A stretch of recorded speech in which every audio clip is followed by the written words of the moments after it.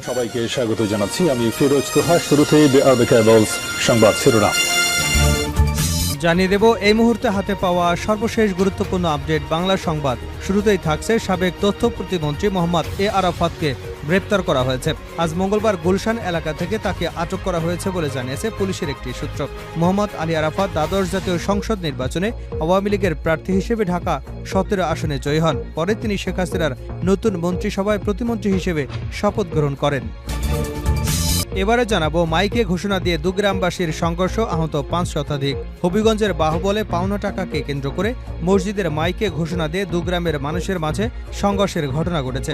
10 ঘণ্টাব্যাপী সংঘর্ষে মিরপুর বাজার রণক্ষেত্রে পরিণত হয়। এতে ধাওয়া পাল্টা ধাওয়ায় সাংবাদিক সহ কমপক্ষে 5 শতাধিক এলাকাবাসী আহত হয়েছেন। এ সময় বশির প্লাজার সামনে থাকা একটি মোটরসাইকেলও পুড়িয়ে দেন সংঘর্ষকারীরা।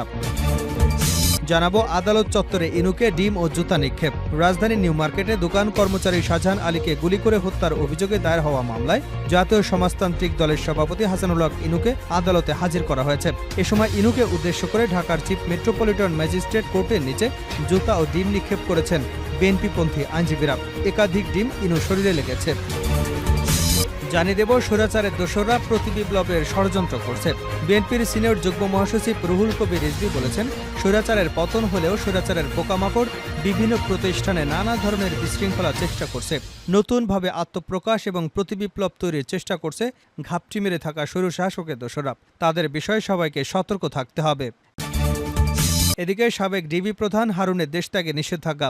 ঢাকা মহানগর গোয়েন্দা পুলিশের সাবেক প্রধান মোহাম্মদ হারুনা রশিদ এবং তার স্ত্রী শিরিন আক্তারের বিদেশ গমনে নিষেধাজ্ঞা আরোপ করেছেন আদালত। মঙ্গলবার ঢাকা মহানগর সিনিয়র স্পেশাল জজ মোহাম্মদ আশামসুজ জগলুল হোসেনের আদালত দুদকের এক আবেদনের পরিপ্রেক্ষিতে আদেশ দেন।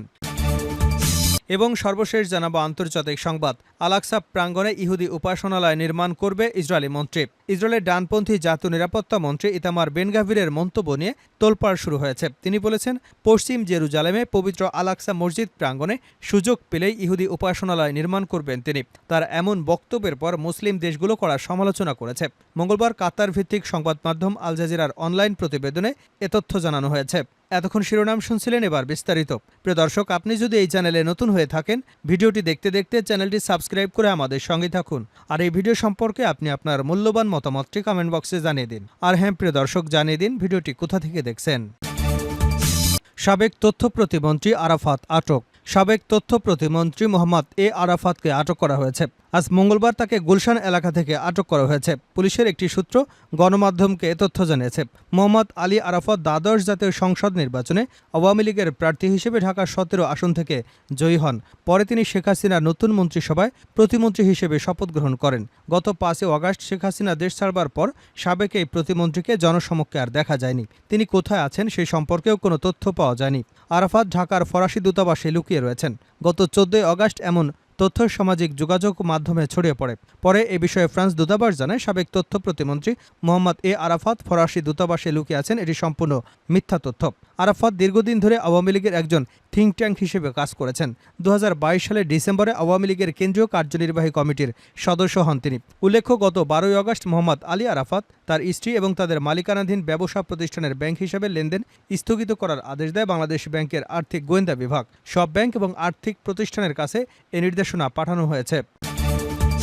মাইকে ঘোষণা দিয়ে 2 গ্রামবাসীর সংঘর্ষ, আহত 5 শতাধিক। হবিগঞ্জের বাহুবলে পাওনা টাকাকে কেন্দ্র করে মসজিদের মাইকে ঘোষণা দিয়ে দুগ্রামের মানুষের মধ্যে সংঘর্ষের ঘটনা ঘটেছে।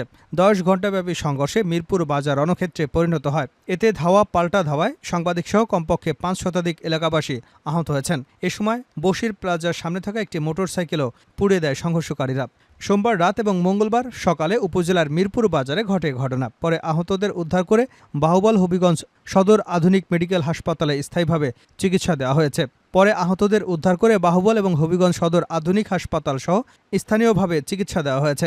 জানা যায়, সোমবার সন্ধ্যা 6:30টার দিকে উপজেলার মিরপুর বাজারে টাকা পাওনাকে কেন্দ্র করে একই উপজেলার লামাতাসি গ্রামের ট্রেইলার আলফুমিয়ার সঙ্গে বানিয়াগাঁও গ্রামের আকুল আলীর ছেলে আলামিনের কথা কাটাকাটি হয়। বিষয়টি সমাধান করবার জন্য বানিয়াগাঁও গ্রামের আব্দুল শহীদ মিয়ার ছেলে সাদ্দাম মিয়া চেষ্টা করলেও তার উপর হামলা চালায় আলফু মিয়ার লোকজন। বিষয়টি উভয় পক্ষ গ্রামের লোকজনের মধ্যে ছড়িয়ে পড়লে মিরপুর বাজারে উত্তেজনা ছড়িয়ে পড়ে। জহিরুল হক জানান, পাওনা টাকাকে কেন্দ্র করে এ সংঘর্ষের ঘটনা ঘটেছে। পরে মাইকে ঘোষণা দিয়ে বলা হয়, যার যা কিছু আছে তাই নিয়ে বের হন। এরপরই শুরু হয় তুমুল সংঘর্ষ। সেই সংঘর্ষে শেষ খবর পাওয়া পর্যন্ত ৫ শতাধিক ব্যক্তি আহত হয়েছেন। সংঘর্ষের খবর পেয়ে চুনারঘাট উপজেলা পরিষদের সদ্য বিদায়ী উপজেলা চেয়ারম্যান লিয়াকত হাসান, হবিগঞ্জ জেলা বিএনপি, জামাত, স্থানীয় নেতারা লাল প্লাগ উড়ে সংঘর্ষকারীদের নিয়ন্ত্রণে আসেন। সংঘর্ষ শেষ হলে বিকাল ৪টার দিকে সেনাবাহিনী, পুলিশ ঘটনাস্থলে পৌঁছে যান চলাচল স্বাভাবিক করেন। আদালত চত্বরে ইনুকে জুতা ও ডিম নিক্ষেপ। রাজধানীর নিউ মার্কেটে দোকান কর্মচারী শাহজাহান আলীকে গুলি করে হত্যার অভিযোগে দায়ের হওয়া মামলায় জাতীয় সমাজতান্ত্রিক দলের সভাপতি হাসানুল হক ইনুকে আদালতে হাজির করা হয়। এ সময় ইনুকে উদ্দেশ্য করে ঢাকার চিফ মেট্রোপলিটন ম্যাজিস্ট্রেট কোর্টের নিচে জুতা ও ডিম নিক্ষেপ করেছেন বিএনপিপন্থী আইনজীবীরা। একাধিক ডিম ইনুর শরীরে লেগেছে। মঙ্গলবার বিকাল ৫টা ১০ মিনিটের দিকে সিএমএম কোর্টের নিচে ঘটনা ঘটে। এ সময় আইনজীবীরা ইনুর গায়ের চামড়া তুলে নেব আমরা, ফাঁসি ফাঁসি ফাঁসি চাই, ইনুর ফাঁসি চাই বলেও স্লোগান দিতে থাকেন। এর আগে বিকাল ৪টা ৫০ মিনিটে ঢাকা মহানগর গোয়েন্দা পুলিশের একটি দল ইনুকে সিএমএম কোর্টে নিয়ে আসে। নিরাপত্তার প্রয়োজনে তাকে বহনকারী গাড়ির সামনে পেছনে পুলিশের ৩টি প্রোটেকশন ছিল। আদালত সূত্রে জানা গেছে, ঢাকার মেট্রোপলিটন ম্যাজিস্ট্রেট আলী হায়দারের আদালতে এই রিমান্ড শুনানি অনুষ্ঠিত হয়। এর আগে সোমবার বিকেলে উত্তরার একটি বাসা থেকে ইনুকে গ্রেপ্তার করে ডিবির একটি টিম। স্বৈরাচারের দোসররা প্রতি বিপ্লবের ষড়যন্ত্র করছে রিজভি। বিএনপির সিনিয়র যুগ্ম মহাসচিব রুহুল কবির রিজভি বলেছেন, স্বৈরাচারের পতন হলেও স্বৈরাচারের পোকামাকড় বিভিন্ন প্রতিষ্ঠানে নানা ধরনের বিশৃঙ্খলা সৃষ্টির চেষ্টা করছে। নতুনভাবে আত্মপ্রকাশ এবং প্রতিবিপ্লব তৈরির চেষ্টা করে যাচ্ছে ঘাপটি মেরে থাকা স্বৈরশাসকের দোসররা। তাদের বিষয়ে সবাইকে সতর্ক থাকতে হবে। জাতীয় কবি কাজী নজরুল ইসলামের মৃত্যুবার্ষিকী উপলক্ষে মঙ্গলবার সকালে ঢাকা বিশ্ববিদ্যালয় সংলগ্ন জাতীয় কবির মাজারে শ্রদ্ধা নিবেদন শেষে তিনি এসব কথা বলেন। রিজভি বলেন, কাজী নজরুল ইসলামের ৪৮তম মৃত্যুবার্ষিকী আজ। দিবসটি নানাভাবে তাৎপর্যপূর্ণ। যারা বাংলা ভাষাভাষী মানুষ রয়েছেন তারা এই দিনটিকে গভীর শ্রদ্ধার সঙ্গে স্মরণ করে। আমরা যার সাহিত্য কর্মের মধ্যে পেয়েছি কিভাবে অন্যায়ের বিরুদ্ধে বঞ্চনা থেকে মুক্তি লাভ করা যায়, তার কবিতা, গানে, সাহিত্যকর্মে তা ফুটে উঠেছে। তিনি অনন্য বাংলা ভাষার প্রধান কবি। এদিকে তিনি যেমন অন্যায়ের বিরুদ্ধে বিদ্রোহের কথা বলেছেন, অপরদিকে তিনি ছিলেন প্রেমের কবি। এরকম এক অসাধারণ বৈচিত্র্যের সম্মেলন আমাদের জাতীয় কবি কাজী নজরুল ইসলাম। তিনি বলেন, আপনারা জানেন গত ৫ই আগস্ট ছাত্র জনতার আন্দোলনে আমাদের কোমলমতি ছাত্রছাত্রীরা সম্মিলিতভাবে এক ভয়ঙ্কর স্বৈরশাসকের পতন ঘটিয়েছে। সেই আন্দোলনের উত্তাল ঢেউয়ের মধ্য দিয়ে আপনারা শুনেছেন কারার ওই লৌহ কপাট। সেই আন্দোলনের মধ্যেই শুনেছেন আমরা ঝর্ণার মতো চঞ্চল। আমরা সেই আন্দোলনের প্রতিটি ক্ষেত্রে গণতন্ত্রের মুক্তি লড়াইয়ে কোমলমতি ছাত্রছাত্রীরা এক অভূতপূর্ব শক্তি পেয়েছিলেন নজরুলের গান শুনে, নজরুলের গান গেয়ে। রিজভি বলেন, আজও আমাদের প্রেরণা দেয় অত্যাচারের বিরুদ্ধে কিভাবে লড়াই করতে হবে। আমরা তাই যখন কারাগারে যাই তখন নজরুলের গান গাই,